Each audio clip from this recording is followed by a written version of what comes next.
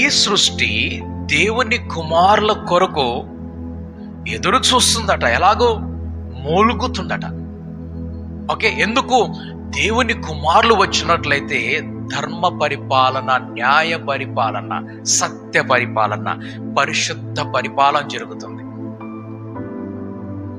మనం పరిపాలకులకు వస్తున్నామనంటే ఇప్పుడేమవుతుందో తెలుసా?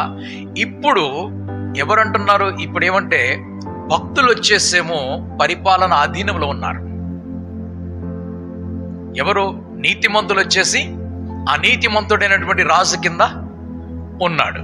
కానీ రేపేమవుతుందనంటే అనీతిమంతులు నీతిమంతుల అధికారంలోకి వస్తారు. ఆ 1000 సంవత్సరములు ఇక్కడ ఉన్నది, సమయం ఉన్నది.